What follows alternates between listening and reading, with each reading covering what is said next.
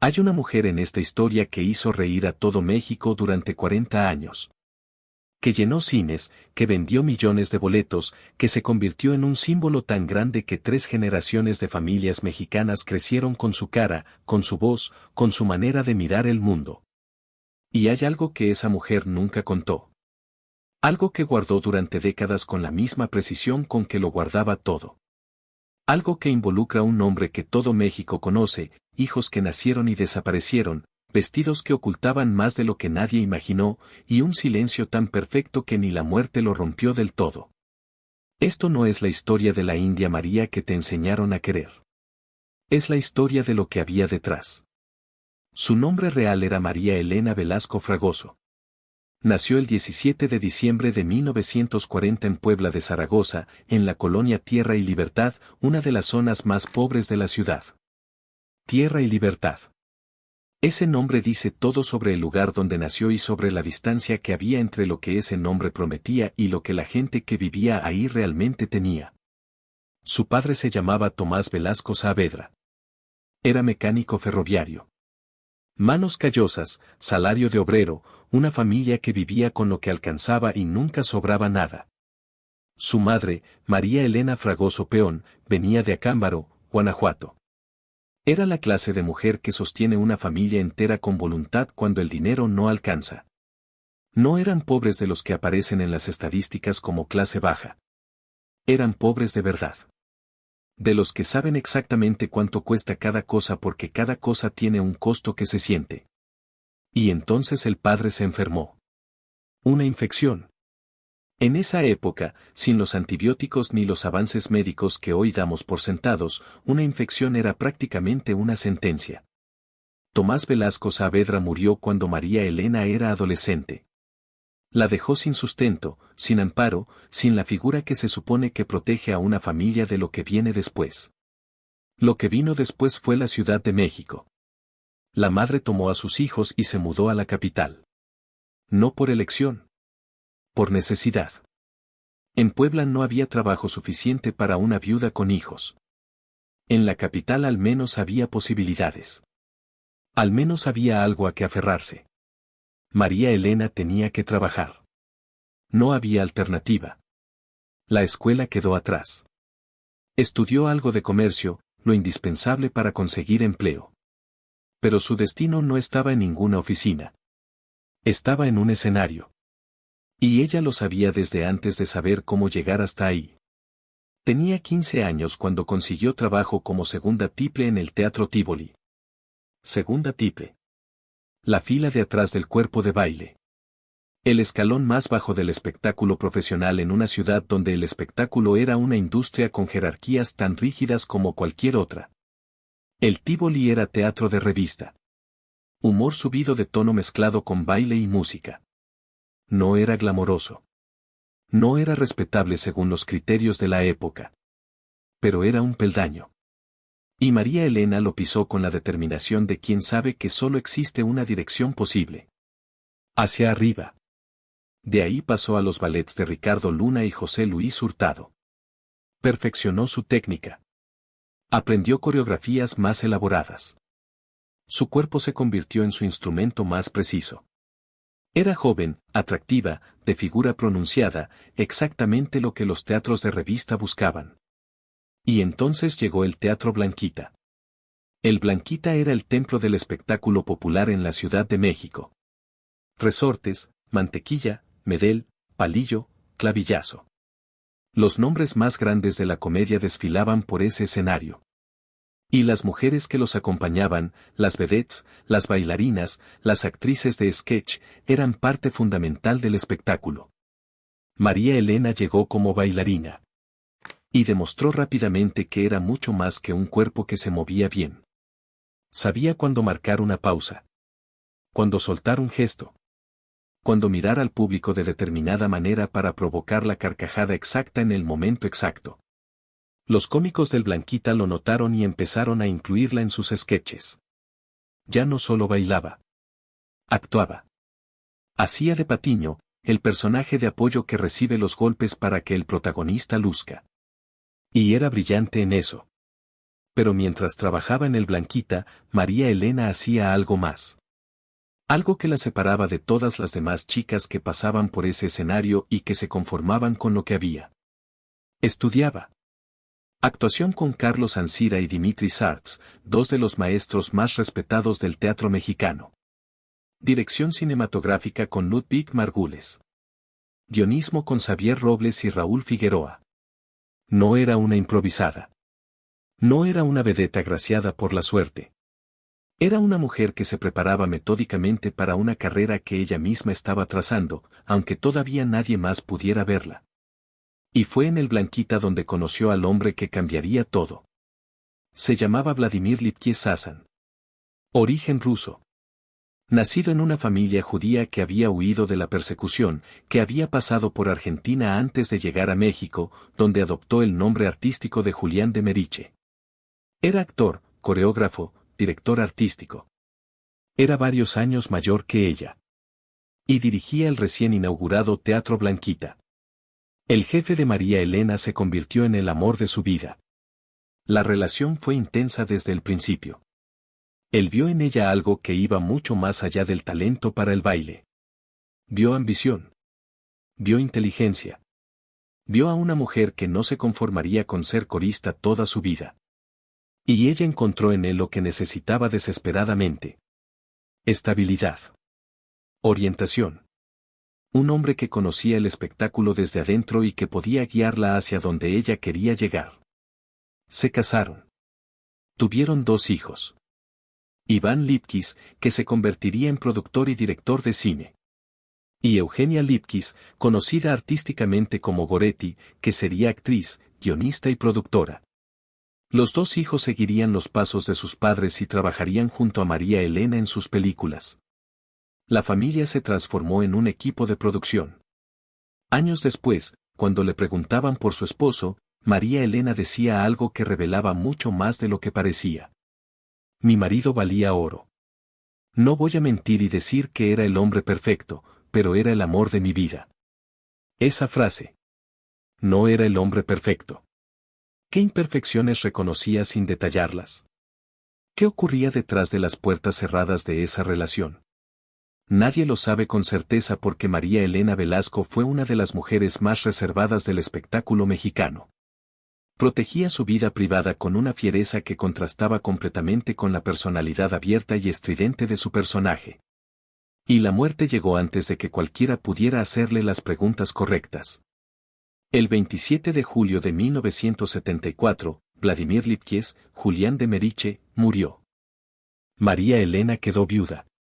Tenía 33 años. 2 hijos pequeños. Una carrera que comenzaba a despegar.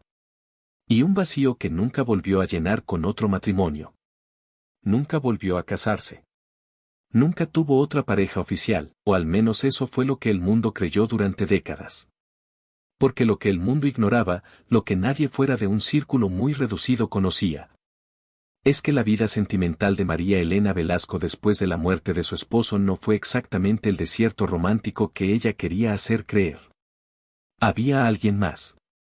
Y ese alguien más es el secreto que amenaza con reescribir toda la historia de la India María. Pero antes de llegar ahí, primero tienes que entender lo que construyó. Porque sin entender la magnitud de lo que estaba en juego, el secreto no pesa lo que debería pesar. En 1962, su popularidad en el Blanquita atrajo la atención del cine. El productor Miguel Moraita le ofreció un pequeño papel en Los derechos de los hijos. Una criada. Un personaje sin peso en la trama. María Elena lo aceptó. Porque entendía algo que muchos actores nunca comprenden. No existen papeles pequeños. Solo actores pequeños. Juan Bustillo Oro le dio otro papel secundario en México de mis recuerdos. Otra sirvienta. Otro personaje menor. Pero María Elena observaba. Aprendía. Estudiaba desde adentro cómo funcionaba el cine. Y comenzó a desarrollar algo propio. En 1964 empezó a incorporar material cómico en sus apariciones. Creó un personaje llamado Elena María, una mujer rural que llegaba a la ciudad y se enfrentaba a un mundo que no comprendía. Era un borrador. Una prueba. El esbozo de lo que vendría después. Y entonces llegó Fernando Cortés. El director puertorriqueño vio en María Elena algo que otros no habían visto. Le sugirió que interpretara a una mujer indígena. No una sirvienta más. Una indígena de verdad, con vestimenta tradicional, trenzas, rebozo, con la manera de hablar y de moverse de las mujeres mazahuas que llegaban a la Ciudad de México desde sus pueblos buscando una vida mejor. María Elena tomó la idea y la llevó a otro nivel completamente. No se limitó a ponerse un disfraz. Fue a convivir con mujeres indígenas. Las observó. Estudió sus gestos, sus manierismos, su forma de caminar, de mirar, de reaccionar ante un mundo urbano que las despreciaba. Su propia madre confeccionó los vestidos del personaje. Cada detalle era auténtico. Cada gesto era real. Nació María Nicolasa Cruz, originaria de San José de los Burros. El nombre no era casual. María. El nombre más común entre las mujeres indígenas de México. Un nombre que venía de la colonización española, de los bautizos masivos del siglo XVI, cuando los frailes reemplazaban los nombres autóctonos por el nombre de la Madre de Jesús. Todas se llamaban María. Era una manera de borrar sus identidades individuales, de uniformarlas, de volverlas invisibles. Y María Elena Velasco tomó ese nombre que significaba invisibilidad y lo convirtió en todo lo contrario. Lo convirtió en algo que todo México reconocía. La India María. La primera aparición oficial fue en El Bastardo en 1968. María Elena fue acreditada por primera vez como la India María. No era la protagonista. Pero el público la notó. La gente se rió. La recordó. Quiso más. En 1969 llegó la televisión. Raúl Velasco, el conductor más poderoso de la televisión mexicana, la invitó a Siempre en Domingo para un segmento cómico. El segmento se convirtió en un éxito inmediato. Todo México veía a esa mujer indígena que hablaba gracioso, que se confundía con la tecnología moderna, que no entendía las costumbres de la ciudad, pero que siempre, terminaba siendo más lista que todos los que se reían de ella. Ese era el truco. Ese era el genio del personaje. La India María parecía tonta. Pero no lo era. Era más inteligente que todos. Y el público lo sabía. El público se identificaba con ella porque millones de mexicanos se sentían exactamente así. Invisibles. Despreciados. Subestimados. Pero más capaces de lo que el mundo quería reconocer. Ahora detente un segundo. Ese nombre que acabo de mencionar. Raúl Velasco. Va a volver a aparecer en esta historia. Va a volver de una manera que nadie esperaba. De una manera que involucra secretos, hijos que desaparecieron, adopciones clandestinas y un escándalo que estalló cuando María Elena ya no podía defenderse. Pero primero hay que entender cuánto poder construyó. Porque sin eso, lo que viene después no tiene el peso que merece. En 1972 se estrenó Tonta, Tonta pero no tanto. La primera película protagonizada por la India María, dirigida por Fernando Cortés. Los cines se llenaron. La gente hacía fila. No era cine de arte. No era cine para críticos. Era cine para el pueblo, para la gente que trabajaba toda la semana y el fin de semana quería ir a olvidarse de sus problemas. Y la India María les daba exactamente eso. Alivio. Risa. La sensación de que alguien los entendía. Las películas se sucedieron una tras otra. El miedo no anda en burro en 1976. Soy tequilera en 1977. Pobre pero honrada, donde el propio Julián de Meriche actuó junto a ella antes de morir. La presidenta municipal. El que no corre vuela, que le valió una diosa de plata a la mejor actuación cómica en 1982. OK Mr. Pancho, donde la India María se enfrentaba a la cultura estadounidense. Ni Chana ni Juana. Se equivocó la cigüeña. Cada película era un éxito. Cada estreno llenaba salas. Y entonces María Elena hizo algo que casi ninguna mujer en el cine mexicano había hecho nunca. Se puso detrás de la cámara. En 1983, con El Coyote Emplumado, debutó como directora. No solo actuaba. Dirigía. Escribía. Producía. Controlaba cada aspecto de sus películas. Era dueña de su trabajo, de su personaje, de su destino. En los años 80, el cine mexicano era un mundo de hombres. Los directores, productores y guionistas eran hombres.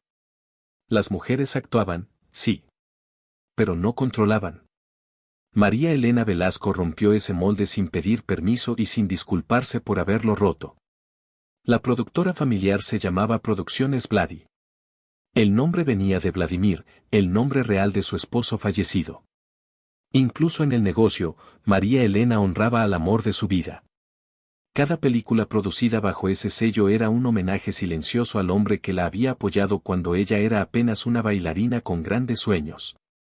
Y los números eran devastadores para todo aquel que hubiera apostado en su contra. En 1988, Ni de aquí ni de allá fue la película más taquillera de todo México ese año. Una producción de bajo presupuesto. Dirigida por una mujer. Protagonizada por un personaje indígena.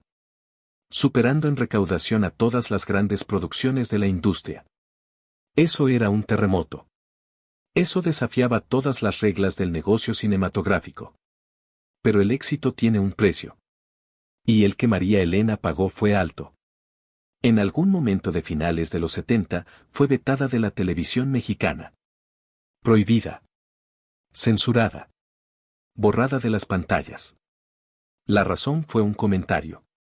Un solo comentario que enfureció a los que tenían poder para hacer exactamente lo que hicieron. Ocurrió en un certamen de belleza donde la India María había sido invitada como animadora. Alguien le preguntó, probablemente como parte del espectáculo, qué haría si fuera presidenta de México. María Elena, en personaje, respondió que seguramente estaría de vacaciones en Acapulco dándose la gran vida. Era una broma. El tipo de broma que cualquiera podría hacer. Pero no era cualquier momento.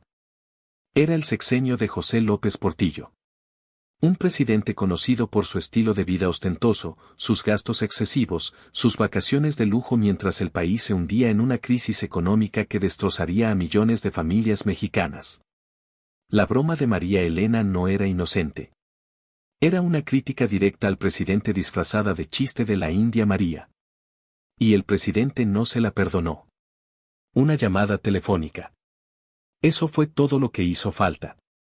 Una llamada desde Los Pinos a las oficinas de Televisa. Y la India María desapareció de la televisión. Así funcionaba México en esos años. Así funcionaba el poder. Un comentario fuera de lugar y tu carrera en televisión se terminaba de la noche a la mañana, sin explicaciones, sin proceso, sin ningún recurso legal que te defendiera de una decisión que se tomó en una llamada que oficialmente nunca ocurrió. Pero aquí está lo que nadie esperaba. El veto no la destruyó. La fortaleció. Sin televisión, se dedicó exclusivamente al cine. Produjo sus propias películas. Las distribuyó.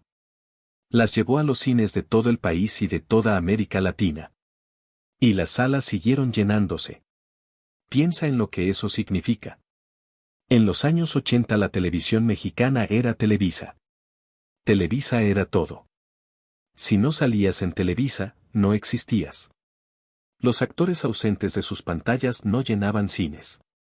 Los cantantes que no aparecían en Siempre en Domingo no vendían discos. Y María Elena Velasco, excluida de ese monopolio, seguía siendo una de las estrellas más grandes del país. Eso habla de algo que no se puede fabricar con publicidad ni con marketing. Eso habla de amor. El público amaba a la India María. Y el amor del público es más poderoso que cualquier veto presidencial. María Elena nunca se disculpó. Nunca pidió perdón. Nunca fue a tocar puertas rogando que la dejaran volver. Simplemente siguió adelante. Construyó su carrera por otro camino. Y cuando finalmente el veto se levantó, regresó a la televisión en sus propios términos. No como una actriz arrepentida. Como una estrella que no necesitaba de nadie. Esa actitud dice todo sobre quién era María Elena Velasco detrás del personaje. No era la mujer humilde e ingenua que representaba en la pantalla. Era una mujer de acero. Una mujer que no se doblegaba ante el poder. Una mujer que prefería perder la televisión antes que perder su dignidad. Y esa misma fortaleza. Esa misma capacidad de guardar silencio, de no dar explicaciones, de no pedirle permiso a nadie.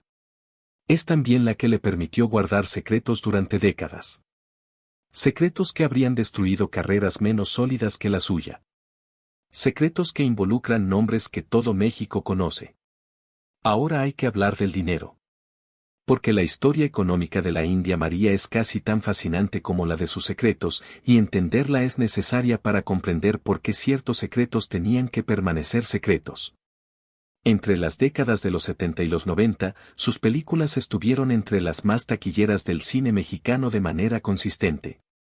Producciones de bajo presupuesto, filmadas con rapidez, con equipos reducidos, sin efectos especiales ni locaciones costosas. Pero con un público masivo, leal, predecible.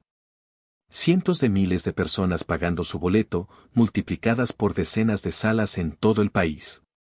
Los números eran desproporcionados. María Elena no era solo la estrella. Era la productora. Era la directora. Era la guionista. Controlaba la cadena completa. Ella decidía cuánto se gastaba, cómo se distribuían las películas, quién trabajaba y quién no. Era la jefa absoluta de un negocio familiar. Su hijo Iván producía y dirigía. Su hija Goretti escribía y producía. La productora Vladi era el vehículo de todo. Era una maquinaria perfectamente aceitada donde cada pieza sabía exactamente cuál era su función. Y sin embargo, cuando María Elena murió, su patrimonio rondaba los 5 millones de pesos. Puede parecer mucho. Pero para una mujer que fue la actriz más taquillera de México durante 3 décadas, es una cifra modesta. Muy modesta. La razón dice mucho sobre quién era. María Elena reinvertía todo en sus películas. Cada peso que ganaba con un filme iba a financiar el siguiente. No ahorraba grandes cantidades. No diversificaba su fortuna. No compraba propiedades de lujo como Cantinflas, que construyó una mansión de más de 4,000 metros cuadrados en una de las colonias más exclusivas de la ciudad. No compraba joyas como Jorge Negrete, que vivía como un rey gastando lo que no tenía. Todo iba al cine. Todo iba a mantener vivo al personaje. Hay algo dolorosamente poético en eso. Una mujer que nació en la pobreza, que creció sin padre, que llegó a la capital sin nada, que construyó una carrera millonaria desde cero, y que al final de su vida no tenía una gran fortuna acumulada. No porque hubiera fracasado, sino porque cada peso que ganó lo devolvió al trabajo. Como si el dinero le quemara las manos, como si tener demasiado la hiciera sentir que traicionaba al personaje que la había hecho famosa. La India María era pobre. Y María Elena Velasco, de alguna manera, eligió no alejarse demasiado de esa pobreza. Y ahora sí. Ahora que ya sabes quién era María Elena Velasco. Ahora que ya entiendes cuánto construyó, cuánto ganó, cuánto tenía que proteger. Es cuando la historia da el giro que nadie que la amó estaba preparado para escuchar. Regresa ese nombre. Raúl Velasco. El conductor más poderoso de la televisión mexicana durante 3 décadas. El hombre que controlaba siempre en domingo, que era la puerta de entrada al estrellato para cualquier artista que quisiera existir en la conciencia del público mexicano. El hombre que le abrió las puertas de la televisión a la India María cuando el personaje comenzaba. Oficialmente, María Elena y Raúl eran amigos. Colegas. El conductor y la comediante. Él le daba espacio en su programa y ella llenaba ese espacio con risas. Una relación profesional limpia y clara. Eso fue lo que el mundo vio durante décadas. Pero detrás de las cámaras, según quienes emergieron después a contar la historia, ocurría algo completamente distinto. Los rumores decían que entre María Elena y Raúl había mucho más que amistad. Decían que tuvieron una relación sentimental. Decían que de esa relación nacieron hijos. Hijos que fueron dados en adopción. Hijos que María Elena nunca reconoció públicamente. Hijos que crecieron sin saber quiénes eran sus verdaderos padres. Ni María Elena ni Raúl Velasco confirmaron jamás esos rumores. Ambos se los llevaron a la tumba. Raúl Velasco murió en noviembre de 2006. María Elena murió en agosto de 2015. Ninguno de los dos habló. Nunca. Ni una sola vez. Y entonces apareció Mirna. Después de la muerte de María Elena, una mujer llamada Mirna Velasco apareció en los medios.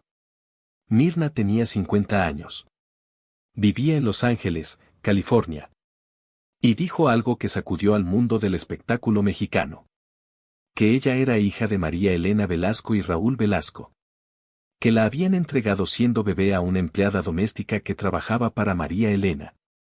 Que su madre adoptiva le confesó la verdad años después, en el peor momento posible, en el peor contexto posible, de la peor manera posible. La historia de Mirna no es un escándalo de farándula. Es una historia de abandono que duele de una manera que no requiere verificación legal para sentirse real. Me regalaron de chiquita, contó en entrevistas. Yo siempre tenía en mi mente, cuando crezca voy a tener una familia muy grande y voy a hacer lo que mis padres nunca hicieron. Mirna nunca buscó a sus padres biológicos porque le dijeron que no la querían. Creció con esa herida abierta. Creció sabiendo, o creyendo saber, que sus padres eran famosos pero que la habían abandonado. Creció preguntándose por qué no se parecía a nadie de la familia que la crió. ¿Por qué había algo en ella que no encajaba con el lugar donde vivía? La verdad llegó de la manera más brutal posible. Cuando Mirna denunció que su padrastro estaba abusando de una de sus hermanastras, en medio de ese caos familiar, la mujer que la había criado le soltó la verdad como si fuera un golpe. ¿Qué te importa? Tú ni eres nuestra hija. Así. Con esas palabras. Sin preparación. Sin cuidado. Sin ninguna consideración por lo que eso iba a hacer en el interior de una persona que en ese momento ya tenía suficiente con lo que estaba enfrentando. Así se enteró Mirna de quiénes eran sus padres biológicos. Y la historia no termina ahí. Mirna aseguró que no fue la única. Que María Elena dio en adopción a otros hijos también. Que los vestidos amplios de la India María, esas faldas voluminosas, esos rebozos grandes, servían para ocultar embarazos que nadie debía ver. Que había más hijos dispersos, hijos que ni siquiera sabían quiénes eran sus verdaderos padres. Mirna incluso afirmó haberse realizado una prueba de ADN con Denise Guerrero, la vocalista de Belanova. Quien supuestamente también sería hija de María Elena y Raúl. Según Mirna, la prueba resultó positiva. Eran hermanas. Piensa en eso un momento. Si es verdad, los vestidos que definieron visualmente a la India María, que se convirtieron en un símbolo de identidad cultural para millones de mexicanos, en la vida privada servían para otra cosa completamente diferente. Si es verdad, la mujer que en pantalla representaba la maternidad, la nobleza, la generosidad del pueblo mexicano, en la vida real estaba tomando decisiones que nunca pudo explicar en voz alta. Si es verdad, el personaje más querido del cine mexicano popular ocultaba una tragedia privada que habría cambiado todo lo que el público creía saber sobre ella. Pero hay que ser justos con lo que no se sabe. Nada de esto fue confirmado oficialmente. La familia de María Elena, sus hijos reconocidos Iván y Goretti, nunca habló al respecto. Su hermana Susana Velasco desmintió públicamente cualquier parentesco entre Mirna y la actriz. Edgar Huerta, tecladista de Belanova, negó que Denise Guerrero fuera hija de la India María, asegurando que la conocía desde los 18 años y sabía perfectamente quiénes eran sus padres. La verdad, como suele ocurrir con los secretos de los grandes, probablemente murió con María Elena Velasco en esa casa discreta de la Ciudad de México. Junto con tantos otros secretos que esa mujer se llevó a la tumba. Lo que sí es real, lo que nadie puede negar, es que María Elena era extraordinariamente reservada respecto a su vida personal. Una mujer capaz de hacer reír a millones en pantalla pero que en privado era un enigma que ni sus amigos más cercanos podían descifrar del todo. Una mujer que guardaba secretos con la misma disciplina con que ensayaba sus escenas. Y esa combinación, la modestia de su vida, el silencio que mantuvo hasta el final, la fiereza con que protegía lo privado. Dibuja el retrato de alguien que tenía mucho más que ocultar de lo que el mundo imaginó mientras ella vivió. Mientras todo eso ocurría en las sombras de su vida privada, la carrera pública seguía avanzando. Los años 90 trajeron cambios que María Elena no pudo ignorar. La industria del cine mexicano atravesaba una crisis profunda. La televisión dominaba. Las telenovelas acaparaban audiencias que antes iban al cine. Los hábitos de consumo habían cambiado de manera irreversible. Y el veto televisivo eventualmente quedó atrás. María Elena regresó a la pantalla chica con una serie llamada Amalia, que puntería, donde la India María trabajaba como empleada doméstica en casa de un productor de cine en la Ciudad de México. Las aventuras del personaje en ese mundo de vanidades dieron para varias temporadas. También recibió el premio Celia Montalbán de la Asociación Mexicana de Críticos de Teatro en 1994. Hizo apariciones especiales, incluyendo un cameo memorable en La Familia Peluche, la serie de Eugenio Derbez. Ver a la India María junto a los personajes de Derbez era como presenciar el encuentro de dos generaciones de la comedia mexicana. María Elena tenía más de 60 años en ese entonces. Pero su timín cómico seguía intacto. La magia no se había extinguido. Solo descansaba. En 2004, la familia Lipkiss Velasco hizo algo diferente. Adaptaron Otelo, la obra de Shakespeare, en una película mexicana llamada Huapango. María Elena no interpretó a la India María. Hizo un papel secundario como maestra de baile. La película fue dirigida por Iván. El guión lo escribieron entre los tres, madre e hijos. Ganaron el Ariel al mejor guión adaptado. Un reconocimiento que significó mucho para María Elena porque demostraba que era más que un personaje cómico. Era una artista completa. Una creadora. Una escritora. Pero Huapango no tuvo el éxito comercial esperado. Y María Elena comprendió algo que le dolió, pero que aceptó con el pragmatismo que siempre la caracterizó. El público quería a la India María. No querían otra cosa. No querían a María Elena Velasco haciendo Shakespeare. Querían a María Nicolasa Cruz de San José de los Burros. Y entonces vino algo que nadie esperaba. Mientras planeaba regresos, mientras seguía pensando en películas nuevas, mientras el personaje seguía vivo en su cabeza aunque la industria llevara años comportándose como si hubiera pasado de moda. María Elena guardaba otro secreto. Uno que no tenía que ver con nadie más. Solo con ella. Un secreto que crecía dentro de su cuerpo. Su familia más cercana lo sabía. Un círculo muy reducido lo sabía. El mundo no lo sabría sino hasta que ya fuera demasiado tarde para cambiar nada. El cáncer. Lo ocultó durante años con la misma destreza con que había ocultado todo lo demás a lo largo de su vida. Siguió apareciendo en público cuando podía. Siguió sonriendo para las cámaras. Siguió hablando de proyectos, de películas, de la India María. Mientras por dentro la enfermedad avanzaba. En 2014, después de casi una década de ausencia en la pantalla grande, María Elena lanzó La hija de Moctezuma, una aventura fantástica donde la India María se adentraba en un mundo de fantasía y acción. Fue su último filme. La última vez que María Nicolasa Cruz de San José de los Burros apareció en una pantalla de cine. El público no lo sabía en ese momento. Ella quizás tampoco quería saberlo. María Elena Velasco murió el 24 de agosto de 2015. Tenía 74 años. Murió en una casa discreta en una colonia apacible de la Ciudad de México. No en una residencia como las que habitaron Cantinflas ni otras grandes figuras de la época dorada. En una casa donde las paredes guardaban más de 5 décadas de trayectoria artística. Fotografías de rodajes. Reconocimientos apilados en estantes. Trajes de escena colgados en roperos impregnados de naftalina y de memoria. Los titulares destacaron los logros. Las películas. La taquilla. El personaje que había creado y que había sobrevivido a todo porque estaba demasiado profundamente instalado en la memoria colectiva para desaparecer. Lo que los titulares no dijeron era lo que había detrás de ese silencio.